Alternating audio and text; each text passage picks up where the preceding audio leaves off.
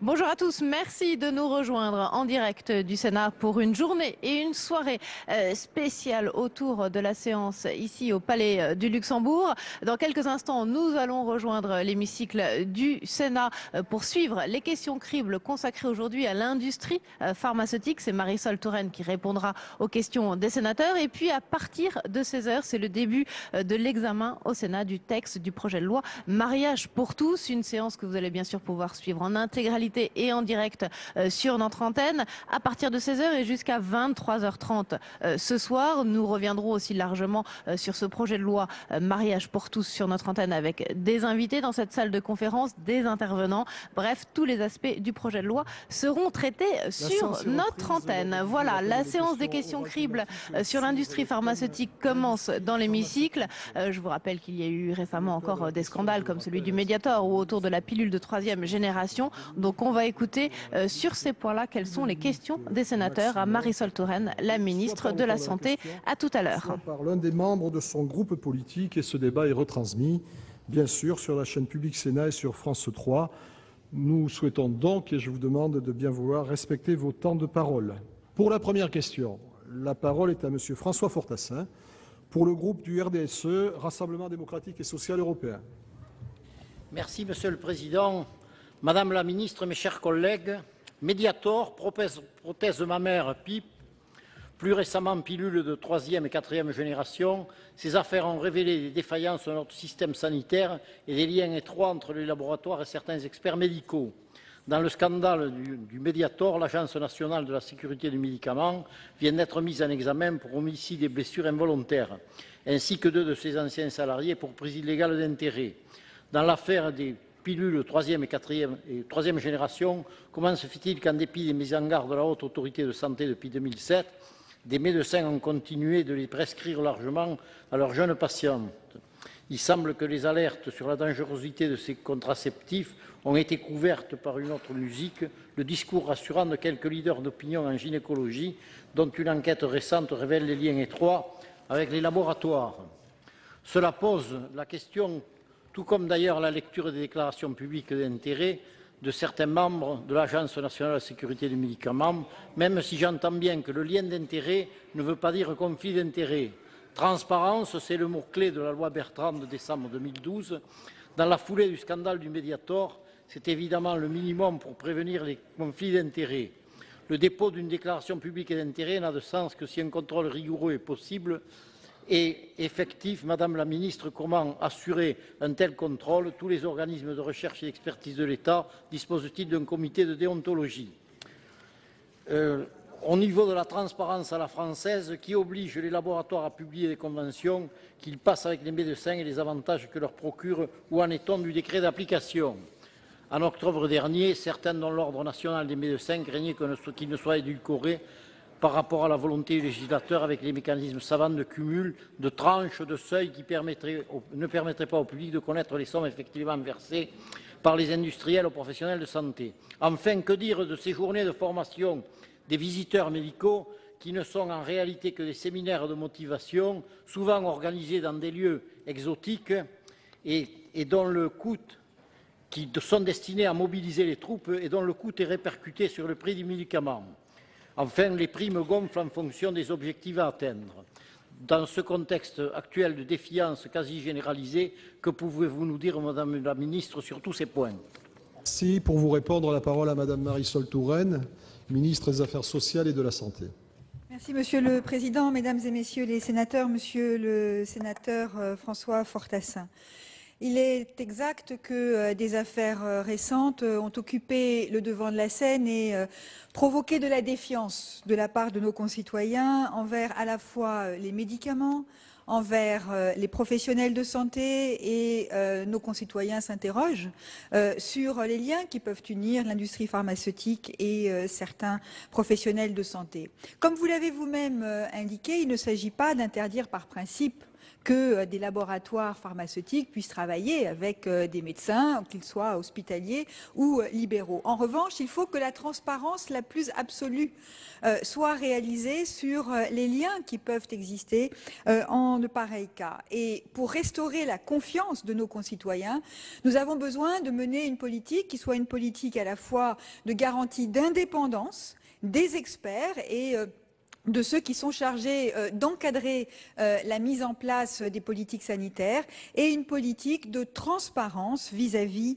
de la population. De ce point de vue-là, il y a désormais une obligation d'établir des déclarations d'intérêt par les personnes qui prennent part ou qui participent à des décisions sanitaires. C'est le cas de ceux qui sont membres de cabinet, par exemple, ou des dirigeants des agences sanitaires. Je souhaite d'ailleurs que se mette en place un site public d'information qui permettra à chacun d'accéder à l'ensemble des données utiles. Vous avez demandé s'il existait un comité de déontologie. Il existe par exemple à l'Agence nationale de sécurité du médicament et c'est une pratique qui doit se développer. Pour ce qui est de la transparence, j'ai transmis au Conseil d'État un décret qui doit permettre de mettre en œuvre des mesures de transparence sur les liens qui peuvent exister entre l'industrie et les professionnels de santé. C'est ce qu'on appelle le décret Sunshine Act.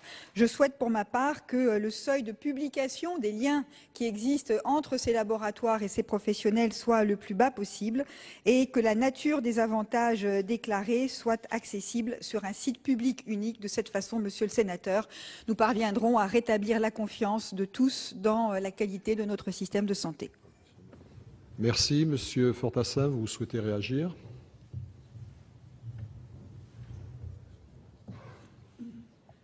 Oui, Madame la Ministre, je vous remercie pour ces réponses qui ont le mérite d'être particulièrement claires et tout à fait complètes. Il n'en reste pas moins vrai que la place réservée à la tricherie risque encore d'exister pendant quelques années. Merci, mon cher collègue. La parole est à présent à Monsieur Alain Milon pour le groupe Union pour un mouvement populaire. Merci, Monsieur le Président. Madame la Ministre, bonjour. La problématique des ruptures d'approvisionnement en médicaments se pose un peu plus chaque jour. D'après l'Académie nationale de pharmacie, fin février 2013, près d'une soixantaine de médicaments étaient déclarés en rupture ou en risque de rupture de stock sur le site de l'Agence nationale de sécurité du médicament et des produits de santé. Des solutions existent déjà, allant de l'obligation légale depuis 1992 pour les établissements pharmaceutiques exploitant un médicament d'informer les autorités de santé de toute action pouvant aboutir à la suspension de commercialisation d'un médicament ou son retrait du marché, à la loi sur le renforcement de la sécurité sanitaire du 29 décembre 2011. Mais malgré cette législation, le problème demeure et d'autres pistes sont donc à explorer. Dans la logique du décret du 28 septembre 2012 relatif à l'approvisionnement en médicaments à usage humain, a été mise en place la supply chain pharmaceutique, c'est-à-dire la chaîne de fourniture du médicament, de la prévision des ventes à la dispensation du médicament. Je rappelle enfin qu'entre 60 à 80% des matières premières utilisées pour fabriquer des médicaments viennent d'Inde ou de Chine. Or, récemment, nous avons appris que 41% des inspections réalisées sur les sites de fabrication hors Europe par les inspecteurs de la Direction européenne de la qualité du médicament ont abouti à une déclaration de non-conformité. Madame la Ministre, ne devrait-on pas modifier les règles concernant les grossistes répartiteurs, à savoir passer d'une obligation de moyens à une obligation de résultat? Cette dernière se fonderait sur les catégories de services à offrir par typologie de médicaments, médicaments saisonniers, médicaments froids nécessitant un circuit de distribution court et protégé, etc. Face à cette situation que nous pouvons considérer comme préoccupante, pouvez-vous, Madame la Ministre, nous indiquer quelles mesures le gouvernement compte prendre pour pallier les ruptures d'approvisionnement? Merci. Madame Marisol Touraine. Oui, monsieur le sénateur Alain Milon, il est vrai que les ruptures d'approvisionnement peuvent poser des difficultés, notamment lorsqu'il s'agit de médicaments d'intérêt thérapeutique majeur. Et en 2011, l'Agence nationale de sécurité du médicament et des produits de santé a reçu 51 déclarations de rupture pour des médicaments majeurs, ce qui effectivement pose des difficultés. Et de ce point de vue-là, c'est un argument à utiliser pour engager une politique qui permette de relocaliser certaines activités de production pharmaceutique sur le territoire national. Cela permettrait aussi de répondre à certains enjeux de sécurité que vous avez évoqués. Pour cela, pour faire face aux ruptures d'approvisionnement, j'ai engagé une action à deux niveaux, au niveau national et au niveau européen. Pour ce qui est du niveau national, vous avez vous-même fait référence au décret du 30 septembre 2012 qui prévoit un dispositif permettant de prévenir et mieux gérer ces ruptures. Ainsi, ont été créés des centres d'appel d'urgence par les laboratoires qui permettent d'identifier les situations critiques. A été mise en place une obligation pour les grossistes répartiteurs et pour les laboratoires d'approvisionnement équitable sur le territoire et l'ANSM procède à la centralisation de l'information disponible. Un comité de suivi a été mis en place à ma demande et si nous devons faire évoluer le dispositif prévu par le décret, nous le ferons bien évidemment. Au niveau européen, une concertation, j'ai engagé la concertation avec mes homologues parce que quand on parle de rupture d'approvisionnement, c'est à l'échelle européenne que le problème peut être traité et j'ai donc demandé à la Commission de voir comment nous pourrions mettre en place à la fois un dispositif d'initiative au niveau européen, c'est-à-dire de repérage, d'identification des situations à risque et de mutualisation des moyens disponibles pour y faire face. Monsieur le sénateur, c'est à la fois en agissant au niveau national par des moyens qui nous sont propres, mais aussi en favorisant la coopération européenne que nous parviendrons à résorber ces situations qui sont effectivement préoccupantes pour certains patients dans notre pays. Merci, mon cher collègue, si vous souhaitez intervenir.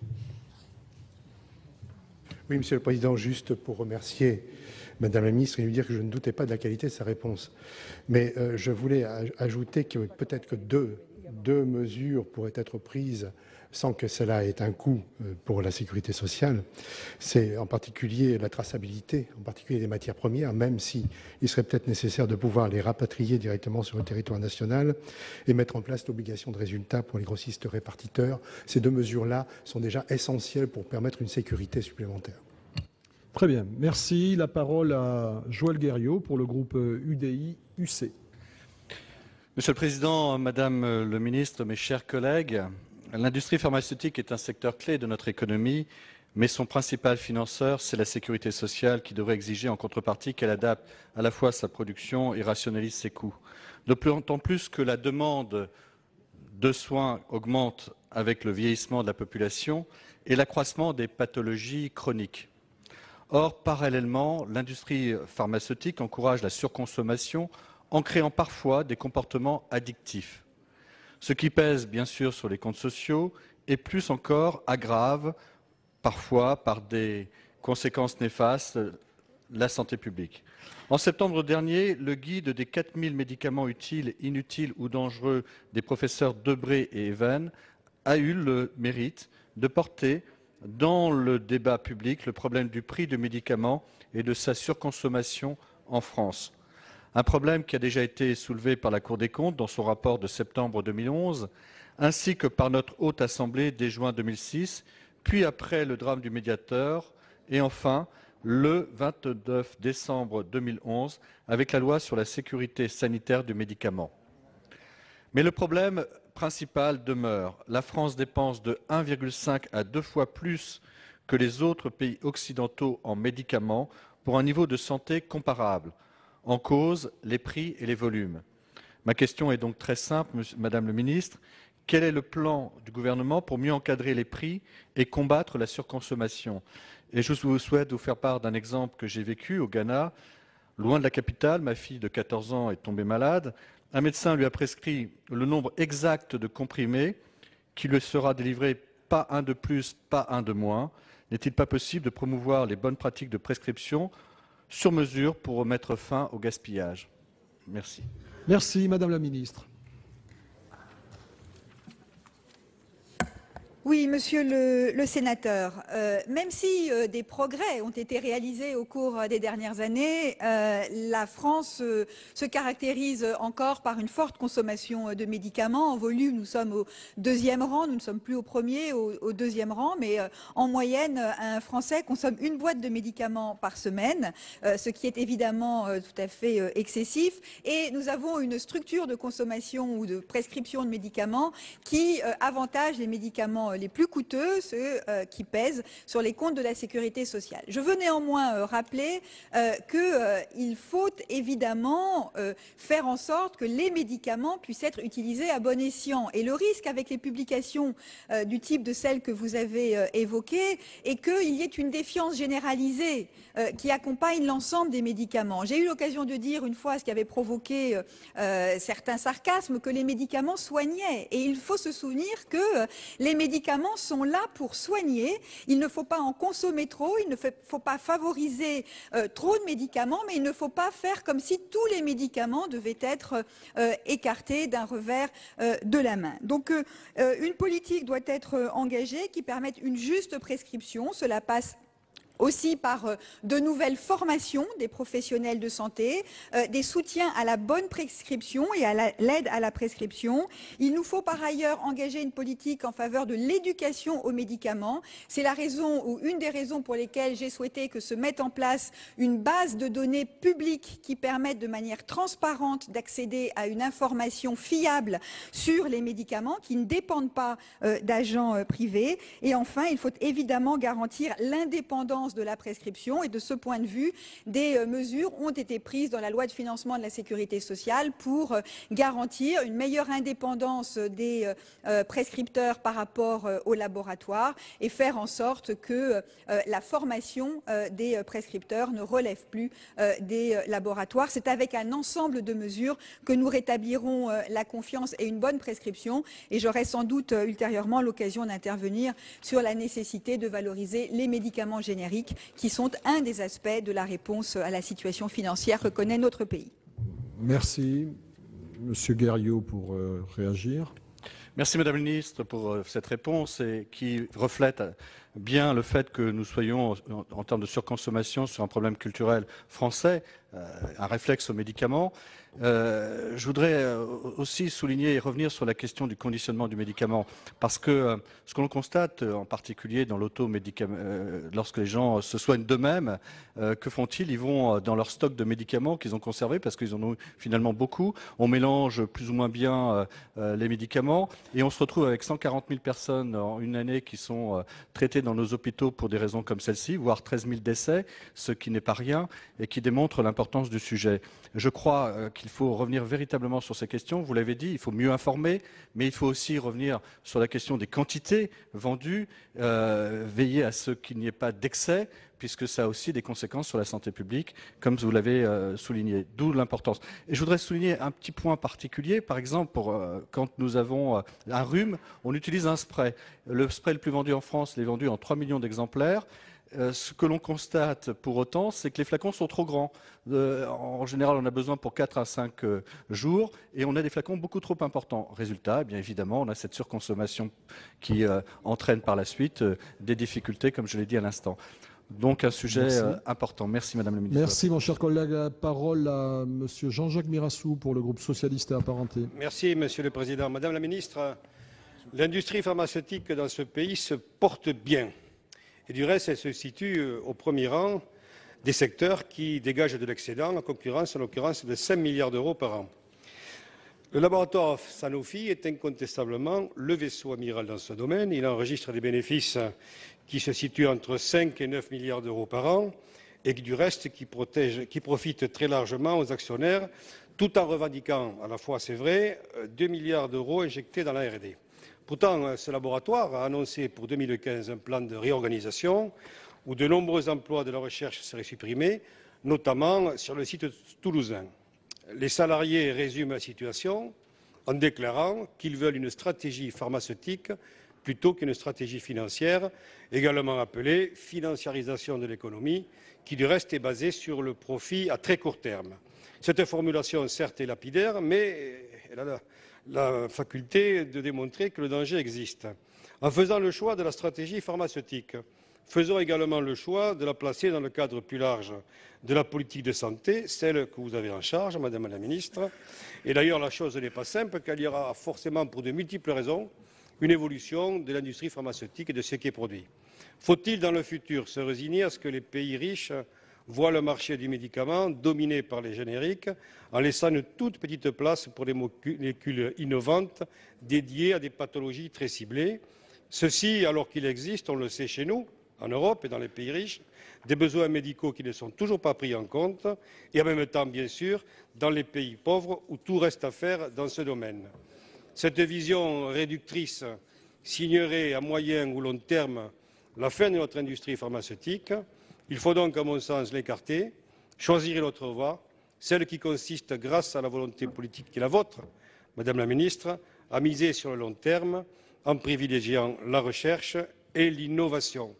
Il y va de notre sécurité sanitaire ainsi que de notre compétitivité industrielle. Quel est votre sentiment à ce sujet, Madame la Ministre? Merci, Madame la Ministre. Oui, monsieur le sénateur Mirassou, l'industrie pharmaceutique constitue, avec l'industrie de santé, une filière d'avenir pour notre pays, une filière qu'il s'agit de développer et à laquelle nous devons permettre de parier sur l'innovation. Mais je veux vous dire que c'est en explorant les voies de l'innovation, de la recherche, du développement que ces filières pourront se développer et pas par le maintien, disons, de marchés qui ont été acquis il y a des années et qui ne doivent pas évoluer. De ce point de vue-là, le fait de vendre des médicaments génériques permet de dégager des ressources pour investir dans l'innovation et rechercher et créer de nouvelles molécules. L'industrie à Toulouse est un atout formidable pour ce territoire et c'est la raison qui a poussé le gouvernement à s'engager fortement, notamment le ministre du redressement productif, Arnaud Montebourg, pour que les plans de licenciement qui étaient annoncés par Sanofi ne soient pas mis en œuvre de cette façon-là. Il n'était pas acceptable que 2500, 2800 licenciements puissent intervenir, alors même que l'entreprise réalise 5 milliards de bénéfices. Le gouvernement a donc obtenu que l'entreprise revoie ses projets, puisque on parle maintenant d'un peu plus de 900, disons, licenciements qui ne devraient pas être des licenciements secs. Et en tout état de cause, il est absolument nécessaire que la direction de l'entreprise ait un dialogue approfondi avec les organisations syndicales que j'ai eu moi-même l'occasion de rencontrer lors d'un déplacement à Lyon avec Arnaud Montebourg. Je crois que nous devons faire le pari de l'innovation, mais avoir vraiment la volonté que cela se fasse dans le respect des sites industriels. Sanofi ne doit pas quitter Toulouse. Sanofi est un atout pour Toulouse et c'est le sens de l'action du gouvernement aujourd'hui. Merci, Monsieur Mirassou, si vous le souhaitez. Je vous remercie, Madame la Ministre, pour cette démonstration de lucidité et de volonté politique. Et j'ajoute qu'à mon sens, vous disposez d'outils qui sont performants. Je pense au comité stratégique de filière, au conseil stratégique des industries de santé, voire au comité économique des produits de santé. Pour forte raison, parce que quand on est ministre de la Santé, on a dans une main l'autorisation de mise sur le marché et dans l'autre, en quelque sorte, le remboursement des médicaments. Donc, tout le mal que je souhaite à l'industrie pharmaceutique, et singulièrement au site toulousain, c'est que la conjonction de ces événements puisse nous permettre, effectivement, comme vous l'avez dit, de faire le pari sur l'avenir et, encore une fois, de miser sur la recherche et sur l'innovation. Merci. La parole est à Madame Laurence Cohen pour le groupe communiste républicain et citoyen. Monsieur le Président, Madame la Ministre, mes chers collègues, je voudrais profiter de l'occasion qui m'est donnée par cette question portant sur l'industrie pharmaceutique pour aborder à mon tour la question du devenir des salariés de Sanofi, qu'il s'agisse des sites de Toulouse comme ceux de mon département, celui du Val-de-Marne. Bien que cette question puisse de prime abord sembler concerner plus votre collègue en charge du travail, le ministère de la Santé est également particulièrement concerné puisqu'à Sanofi, Ce sont des emplois industriels qui seront supprimés, ainsi que des emplois de la branche recherche et développement. C'est ce que vient de souligner mon collègue Jean-Jacques Mirassou. Malgré un chiffre d'affaires de 34,947 milliards d'euros en 2012, dans un contexte que tout le monde présente comme particulièrement difficile pour la majorité de la population, le groupe Sanofi peut distribuer des dividendes à ses actionnaires en progression de 45% par rapport à 2011 et sa direction se permet d'envisager, comme vous l'avez dit, la suppression d'au moins 170 emplois dans la partie recherche et développement. Récemment, le 13 mars dernier, la Cour d'appel de Paris a ordonné à la direction de Sanofi de reprendre à zéro la procédure d'information des représentants du personnel de la branche recherche et développement. Cette destruction massive d'emplois dans cette branche augure mal pour l'avenir d'un groupe industriel comme Sanofi, confronté à la perte du brevet de nombreux blockbusters, ces médicaments qui rapportent au moins 1 milliard de dollars, 700 millions d'euros par an, à l'image de son anticoagulant vedette, le Plavix, dont le chiffre d'affaires avait atteint plus de 3 milliards d'euros en 2011 sur le sol américain. Dans les 2 à 3 semaines qui ont suivi la chute du brevet, Sanofi a perdu près de 90% des ventes du médicament, a constaté Christian Lajoux, son PDG. Aussi, Madame la Ministre, ma question est la suivante. Quelles mesures entendez-vous prendre pour soutenir l'innovation pharmaceutique et garantir la création d'emplois? Je vous remercie. Merci, Madame la Ministre. Monsieur le Président, merci. Madame la sénatrice Laurence Cohen, comme je l'indiquais à l'instant à votre collègue Jean-Jacques Mirassou, le gouvernement est très attaché à ce que l'industrie pharmaceutique puisse se développer et à ce que cela se fasse dans le respect des situations sociales et des implantations locales. D'ailleurs, pour Toulouse, une mission a été commandée à monsieur Jean-Pierre Saint-Touille qui doit remettre ses conclusions dans quelques semaines et faire des propositions pour voir comment peut être maintenue à Toulouse l'unité de recherche qui y existe.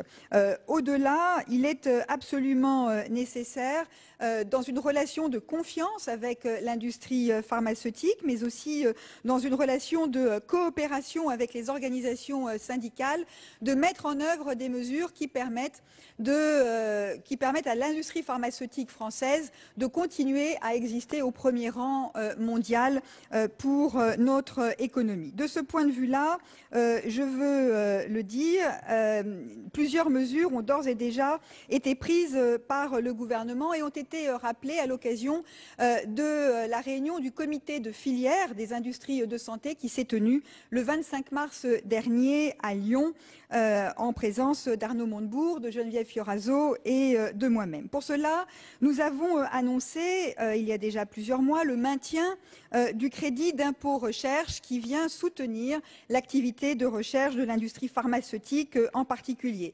Le pacte de compétitivité qui fait l'objet de discussions, y compris de la part de votre groupe, Madame la sénatrice, permet de soutenir l'activité de développement de l'industrie pharmaceutique, comme nous pensons que l'accord national interprofessionnel sur l'emploi permettra de sauvegarder des emplois et d'aller de l'avant. De la même façon, nous nous sommes engagés pour un programme d'investissement d'avenir et le maintien des pôles de compétitivité. Et le chantier de simplification administrative et normative engagé par le gouvernement permettra aussi de répondre aux attentes des entreprises. Madame la sénatrice, l'effort de redressement de notre économie passe par un engagement fort au soutien de cette filière d'activité économique dans le respect, bien évidemment, du travail et de l'apport des organisations syndicales sans lesquelles il ne pourrait pas y avoir de développement ni de la recherche ni de l'activité économique. Merci. Pour la réplique, la parole est à Madame Isabelle Pasquet. Merci, Monsieur le Président. Madame la Ministre, bien sûr, l'industrie pharmaceutique, et Sanofi, en fait, n'est qu'un exemple, n'est pas épargnée par la recherche effrénée de toujours plus de compétitivité. Alors, en soi, ce n'est pas forcément une mauvaise chose, si ce n'est que bien souvent cela se fait au détriment de la protection des salariés, en privilégiant les intérêts purement financiers. 500 000 emplois industriels ont été détruits depuis 2008 Il est urgent d'agir pour mettre fin aux pratiques abusives de licenciement boursier. D'ailleurs, vous n'êtes pas sans savoir que nous avons une proposition de loi en la matière. Le gouvernement propose son projet de loi dit de sécurisation d'emploi. Me direz-vous, mais le groupe CRC estime, en tout cas à ce jour, que non seulement il ne répond pas à l'urgence de la situation, mais en plus, il risque d'aggraver la précarisation de l'emploi. Par ailleurs, et en ce qui concerne plus particulièrement la question qui nous occupe aujourd'hui, il n'est pas acceptable que ce soit les laboratoires qui décident de ce que doit être la politique de médicaments, de la recherche et du développement. L'industrie doit être au service de la santé publique et le médicament doit être un bien commun à l'humanité. Il doit être sous contrôle public pour sa maîtrise sociale et c'est pourquoi nous avons la proposition de la création d'un pôle public du médicament. Merci. La parole est à Madame Aline Archimbaud pour le groupe écologiste. Monsieur le Président, Madame la Ministre, chers collègues, selon la revue Prescrire, les grandes firmes pharmaceutiques dépensent environ 2 fois plus en promotion commerciale, en dépenses marketing qu'en recherche. Le modèle d'affaires dominant de ce secteur est en effet basé actuellement sur la promotion massive de médicaments qui ne présentent souvent pas d'innovation et d'avancées thérapeutiques significatives. Par exemple, en 2009, sur 109 nouveaux médicaments ou indications, sans compter les copies, 3 apportaient une avancée thérapeutique mineure, alors que 76 n'apportaient rien de nouveau à la pharmacopée existante et 19 étaient même considérés représenter d'éventuels risques. Dans ce contexte, la recherche clinique est organisée comme une campagne promotionnelle. Les données de cette recherche sont utilisées en priorité pour stimuler et soutenir les ventes. 3 stratégies sont notamment très utilisées. Multiplier la publication d'études favorables à un médicament en utilisant la plume d'auteur fantôme. Deuxièmement, ne pas publier les résultats compromettants pour la vente des produits au nom du secret commercial, que certaines firmes s'arrogent ce droit, sachant qu'elles ne sont pas légalement contraintes de rendre publiques les données obtenues lors des essais cliniques. Et troisièmement, intimider les chercheurs indépendants, les lanceurs d'alerte gênants, cette pratique étant plus répandue qu'on ne le croit. Ces 3 types de pratiques sont répandus. Madame la Ministre, ne pensez-vous pas que dans un état de droit, nous avons besoin de faire confiance aux résultats de la recherche clinique et donc une recherche plus indépendante, libérée des contraintes commerciales est nécessaire afin de faire progresser la médecine? Et donc, ne pensez-vous pas qu'un financement public de la recherche dans ce secteur soit nécessaire? Je vous remercie. Merci. La parole à Madame Marisol Touraine. Oui, merci Madame la sénatrice Aline Archimbaud. La France peut, à juste titre, s'enorgueillir de la qualité de sa recherche clinique. Et je veux ici saluer le travail remarquable de nos chercheurs, qu'ils travaillent dans des laboratoires privés ou dans des laboratoires publics. La France est au 2e ou au 3e rang, selon les années, pour le nombre d'essais cliniques réalisés. Et nous avons ce beau résultat en partie grâce à des programmes d'engagement public qui sont tout à fait significatifs. Une grande partie de la recherche aujourd'hui se développe dans des laboratoires privés. Donc on ne peut pas faire comme si cette réalité-là n'existait pas. Les 3/4 de la recherche en matière sur les médicaments, de la recherche clinique sur les médicaments, se fait dans les laboratoires industriels et 1/4 est mené par la recherche académique. Il est donc important de garantir la qualité de la recherche, quel que soit le lieu où elle se développe, et non pas d'avoir une vision qui serait une vision opposant recherche publique, recherche privée, car c'est un des atouts et une des réalités de la France. Une des raisons pour lesquelles la France a su développer des programmes reconnus, c'est la mise en place par le gouvernement de Pierre Bérégovoy il y a 20 ans, d'un plan hospitalier de recherche clinique qui a permis de mener à bien 5000 projets de recherche sur lesquels ont été investis près de 900 millions d'euros, 870 millions d'euros. Ce programme va être encore amélioré. Il a d'ores et déjà permis à certaines recherches de déboucher sur des améliorations thérapeutiques significatives, notamment en matière génétique. Par exemple, les bébés bulles n'ont plus besoin de vivre vivre dans des bulles grâce à de la recherche financée de cette façon-là. Nous devons donc travailler à la transparence, à l'indépendance de la recherche, où qu'elle se développe. Mais je veux le dire, Madame la sénatrice, la France peut être fière de sa recherche clinique aujourd'hui, car elle est un de nos atouts au niveau européen. Merci Madame la sénatrice, si vous souhaitez réagir. Je vous remercie, Madame la Ministre, pour votre réponse précise. Il ne s'agit pas d'opposer les secteurs, mais je continue à penser que, en tout cas, sur certains points qui peuvent être à un moment donné jugés prioritaires, sensibles en matière de santé publique, il peut être intéressant que le gouvernement, porteur de l'intérêt général, stimule la recherche à propos d'un médicament précis. On l'a vu dans des débats budgétaires l'année dernière, et je voulais insister sur le fait qu'il ne s'agit pas d'opposer les deux types de recherche, mais qu'une recherche publique, enfin financée par les pouvoirs publics, dans certains cas, pour arbitrer aussi, dans certains contentieux, peut être utile. Je vous remercie. Très bien. La parole est à présent à Madame Catherine Procaccia pour le groupe UMP. Oh. Merci, Monsieur le Président. Merci, mes chers collègues. Madame la Ministre, au cours des 20 dernières années, les circuits de fabrication du médicament ont complètement changé, d'une fabrication quasiment nationale des principes actifs et excipients par un petit nombre d'acteurs identifiés et connus des autorités. L'importation des médicaments a littéralement explosé. La France importe pour près de 22 milliards d'euros de médicaments contre 9 milliards en l'an 2000. Un rapport de l'Académie de médecine indiquait que 50% des princeps et 80% des principes actifs des génériques étaient dorénavant fabriqués en Asie.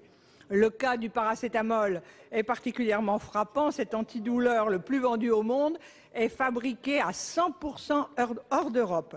Les changements économiques ont été si rapides que le seul contrôle des autorités compétentes ne peut plus sécuriser la fabrication des médicaments.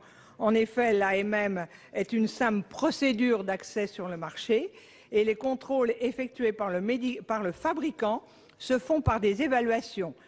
Ils ne sont donc forcément pas exhaustifs. Qui plus est, les normes de bonne pratique ne sont pas harmonisées dans le monde, car elles sont très coûteuses et donc forcément pas appliquées. Tel est le cas de l'héparine qui a beaucoup défrayé la chronique. Quant aux contrôles sur les sites, ils sont trop hexagonaux. Sur 896 inspections en 2010, seulement 85 concernaient des sites étrangers. Certes, à partir de juillet, pour lutter contre les imports de principes actifs frauduleux, les laboratoires devront fournir une attestation de conformité aux critères européens pour tous les produits importés. Mais celle-ci sera établie par les pays exportateurs eux-mêmes et ne réglera donc pas la question de la méfiance liée à l'absence de contrôle. Actuellement, seul le nom du titulaire et exploitant figure sur l'emballage. Personne ne connaît donc l'origine des matières premières, ni si le médicament a subi des contrôles. Madame la Ministre, êtes-vous favorable à l'inscription sur les boîtes de l'origine des matières premières, ainsi que du pays de conditionnement? Et quelles mesures comptez-vous prendre pour encourager les industriels du médicament, notamment génériques, à rétablir la confiance? Merci. Merci. La parole à Madame Marisol Touraine. Merci, Monsieur le Président. Madame la sénatrice Catherine Procaccia, je vous remercie de la manière dont vous avez posé la question, très mesurée, dans un climat qui risque toujours de déraper. Moi, je veux le dire avec beaucoup de force. Nos concitoyens doivent avoir confiance dans la qualité des médicaments qui leur sont proposés. Ce n'est pas parce qu'il y a eu des fraudes, ce n'est pas parce qu'il y a des interrogations ou il y a eu des interrogations sur certains médicaments qu'il faut jeter l'opprobre sur l'ensemble de la production pharmaceutique. Et de ce point de vue-là, les médicaments génériques sont des médicaments dans lesquels on peut avoir confiance. Il n'y a qu'en France que l'on s'interroge sur la qualité des médicaments génériques qui sont fabriqués dans les mêmes conditions j'insiste là-dessus, dans les mêmes conditions que les médicaments princeps. Il est exact qu'au cours des dernières années, la production des matières premières s'est déplacée dans des pays hors Union européenne, en particulier en Asie. Mais c'est également vrai pour les matières premières qui composent les médicaments princeps. Et donc tout l'enjeu est à la fois de favoriser la relocalisation de certaines activités de production sur le territoire européen et si possible sur le territoire national. Et une discussion est engagée avec la filière pharmaceutique, précisément dans le cadre du comité de filière, pour voir comment nous pouvons, pour des médicaments et des filières stratégiques, faire en sorte que la production soit relocalisée dans notre pays. Et nous devons par ailleurs, c'est le deuxième axe de travail, faire en sorte que les contrôles, la garantie de contrôle efficace soient renforcés. Ces contrôles, ils sont menés au niveau européen, ils sont menés au niveau national. Des normes sont imposées qui se diffusent progressivement au niveau mondial. C'est ainsi que nous parviendrons à rétablir la confiance et au-delà, une réflexion est engagée avec l'industrie pharmaceutique pour voir jusqu'à quel point des informations pourraient être apportées aux patients, qui n'est pas qu'un consommateur, qui est un patient, jusqu'à quel point des informations pourraient lui être apportées directement sur la boîte lorsqu'il achète cette boîte. Ces discussions sont en cours et je pense que nous pourrons aboutir à des mesures destinées à renforcer, encore une fois, la confiance de nos concitoyens. Merci, Madame Procaccia. Merci, Madame la Ministre. Entre votre réponse à la Milon et à la mienne, vous répondez en partie à la question, puisque nous estimons aussi que s'il y a des problèmes d'approvisionnement, c'est bien parce que les principes actifs et les médicaments proviennent beaucoup de très loin, et que lorsqu'il y a des contrôles dans ces pays-là, justement, ça retarde les fournisseurs et ça pose un vrai problème pour des médicaments beaucoup plus importants qu'un certain nombre de médicaments qui sont en France. Il y avait auparavant, il y a encore en France 224 usines de fabrication. Il y en avait beaucoup plus en l'an 2000 et malheureusement sur les 47 médicaments qui ont été autorisés sur le marché européen l'année dernière, aucun n'était fabriqué en France. Donc vous parlez de relocalisation, de travail avec l'industrie pharmaceutique. Je crois effectivement que ramener un certain nombre d'usines en France, de fabrication en France, et aussi permettre à ces entreprises et à ces industries de proposer des nouveaux médicaments irait dans le bon sens. Très bien, merci. La parole est à présent à Monsieur Jean-Luc Fichet pour le groupe socialiste et apparenté. Oui, Monsieur le Président, Madame la Ministre, mes chers collègues, l'industrie pharmaceutique est aujourd'hui regardée avec méfiance. Le doute s'est installé dans l'esprit du consommateur et cela pour deux raisons. La première, c'est que nombre de produits proposés sont des produits de laboratoire, des médicaments cosmétiques qui n'apportent rien aux malades. Leur particularité à ces médicaments, c'est qu'ils coûtent cher et participent à la bonne santé de nos laboratoires et parallèlement au déficit de la sécurité sociale. La seconde concerne la confusion qui est de plus en plus grande dans la perception du consommateur. Comment comprendre qu'un traitement pour le diabète est prescrit comme coupe-faim? Il faut être en bonne santé pour y comprendre quelque chose. Face à ce doute, les réactions sont multiples. Le patient garde sa confiance en son médecin et dans son pharmacien, mais il s'autorise de plus en plus à intervenir sur la prescription, exprimant auprès de son médecin ou de son pharmacien en cas d'automédication le souhait de prendre des produits les moins chimiques possibles. Tout ce qui est à base de plantes est beaucoup mieux perçu, surtout chez les jeunes et les catégories de population qui se documentent et souhaitent prendre soin d'eux de façon plus naturelle. Beaucoup de médecins sont à l'écoute de leurs patients et de plus en plus fréquemment, on assiste à des prescriptions de préparation magistrale, tout particulièrement quand il s'agit de porter remède à des désagréments ou des troubles bénins. Je pense aux troubles du sommeil, de la digestion, aux douleurs articulaires, etc. Les pharmaciens sont tout à fait aptes à répondre à cette demande de préparation magistrale. Certains ont même fait la démarche de formation complémentaire pour une parfaite maîtrise de ces préparations. C'est pourquoi, Madame la Ministre, je souhaite savoir s'il est dans vos intentions d'étudier le remboursement de ces mêmes préparations par la Sécurité sociale. Je précise que ces remboursements existaient encore il y a peu, avant que le ministre Seguin ne les supprime.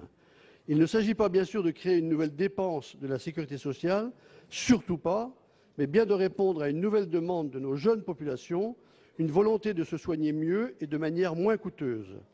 Afin d'être certain que cette proposition n'est pas une nouvelle dépense de sécurité sociale, mais une alternative à une certaine médication trop coûteuse, je suggère parallèlement de restreindre les remboursements de nombreux médicaments dont l'inutilité est avérée et déjà répertoriée dans des ouvrages d'éminents spécialistes de santé.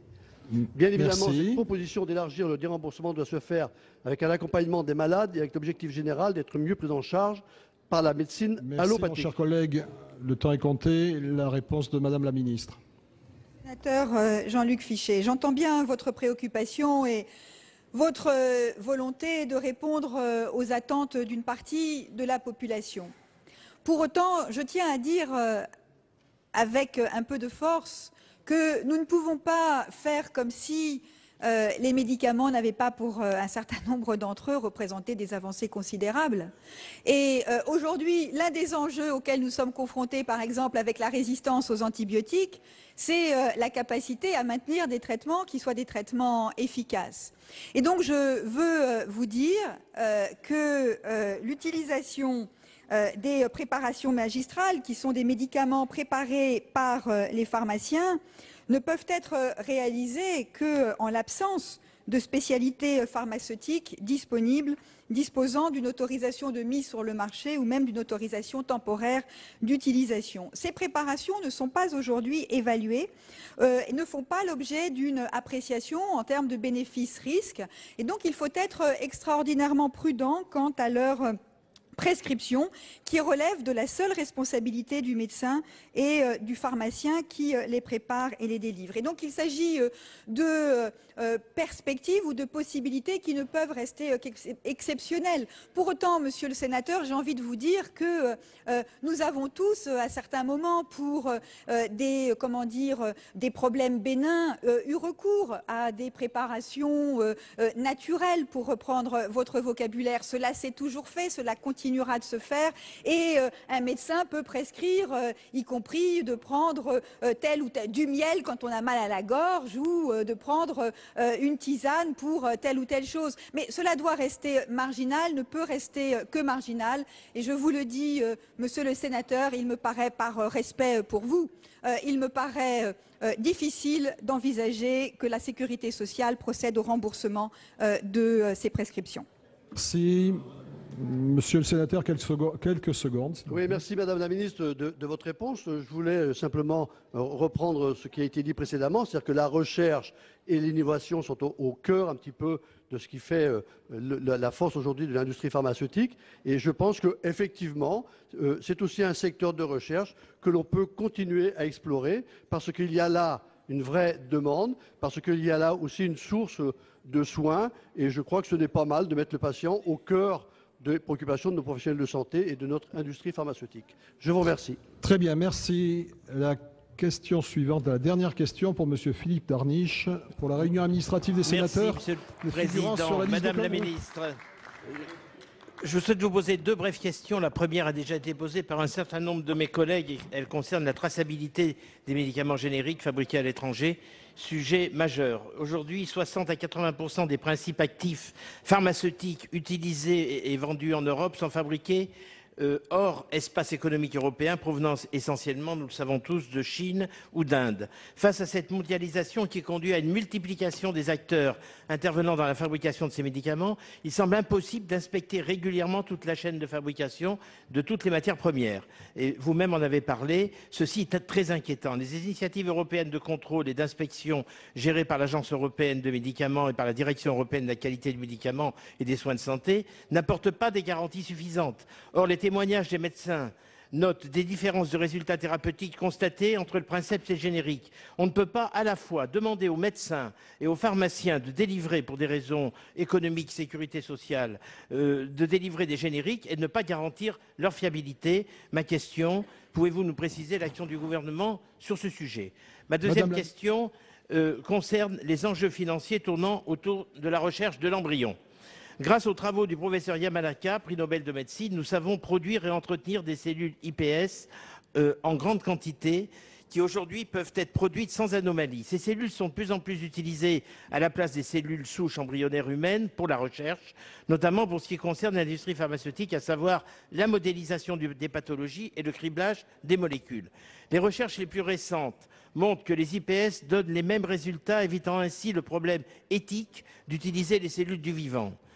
L'ampleur des investissements aujourd'hui de l'industrie pharmaceutique semblerait indiquer qu'elle souhaiterait que la recherche sur l'embryon humain soit rapidement autorisée. Or, aujourd'hui, les raisons scientifiques ne se justifient plus.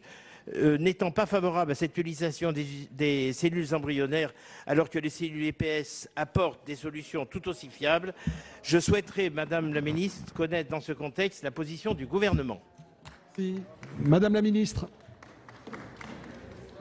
Monsieur le sénateur Philippe Darniche, je voudrais revenir pour commencer sur la question de la fiabilité, de la traçabilité des matières premières qui composent nos médicaments. Je veux redire ici avec une certaine solennité que les matières premières qui sont utilisées dans la composition des médicaments génériques et celles qui sont utilisées dans la composition, la fabrication des médicaments princeps ont la même origine et ce sont les mêmes. Les processus de fabrication ne sont pas nécessairement identiques, mais les matières premières sont les mêmes. Et donc, les interrogations que vous portez et que j'entends parce qu'elles sont légitimes, monsieur le sénateur, mais les interrogations que vous portez sur la traçabilité des matières premières entrant dans la fabrication des médicaments génériques sont aussi applicables et valables pour la traçabilité des médicaments princeps. Et c'est donc à la fiabilité de notre système de production de médicaments tout entier que nous devons nous attacher avec le renforcement des mécanismes de contrôle, les procédures de contrôle telles qu'elles existent au niveau européen ou au niveau national. Et j'ai eu l'occasion de dire que des règles de bonne pratique se diffusent désormais au niveau international. C'est un point tout à fait important à travers l'inspection des sites, l'inspection in situ des matières premières fabriquées et puis ensuite des inspections sur les lieux de fabrication du médicament fini.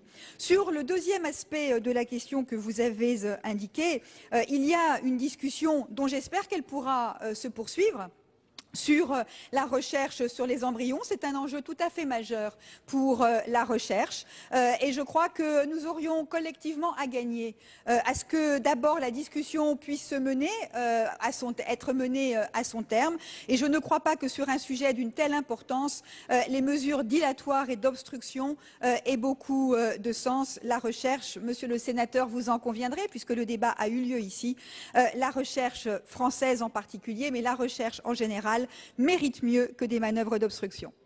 Merci. Mon cher collègue, si vous souhaitez réagir, pour terminer. Merci. Je réagirai simplement sur le premier point, Madame le Ministre, pour dire qu'il y a un chiffre qui est quand même parlant, puisque 41% des contrôles européens conduisent à une non-conformité des médicaments. Générique, c'est considérable. Et donc, j'entends parfaitement ce que vous dites par rapport à l'utilisation des matières premières. Il y a des processus de fabrication qui sont incontestablement différents. Ne peut-on pas, en fonction des pays, bien sûr, ne peut-on pas faire en sorte qu'il y ait une harmonisation de ces processus ? Merci, mes chers collègues. Je vais suspendre la séance. Elle sera reprise dans quelques minutes pour l'examen du projet de loi. Voilà, donc pour ces questions cribles autour de l'industrie pharmaceutique que vous avez pu suivre en direct sur notre antenne, on se retrouve dans quelques instants pour le début au Sénat de la séance sur le mariage pour tous. À tout de suite.